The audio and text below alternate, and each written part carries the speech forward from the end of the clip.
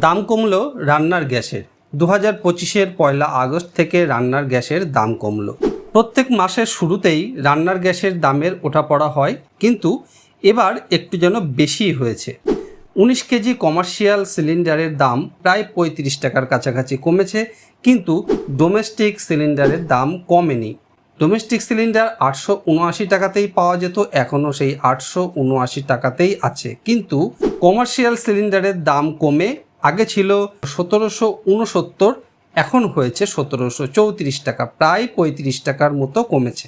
অনেকেই ভাবছেন এই রান্নার গ্যাসের দাম কমার ফলে হোটেল রেস্টুরেন্টের খাবারের দাম অনেকটাই কমবে, কিন্তু আমার সেরকম মনে হয় না। কারণ একবার দাম বেড়ে গেলে এবং অন্যান্য জিনিসের দাম এতটাই বেশি, সেখানে এই সামান্য পরিমাণ গ্যাসের দাম কমাতে খাবারের দামের খুব বেশি হেরফের হবে না। আপনাদের মতামত অবশ্যই জানাবেন। ধন্যবাদ।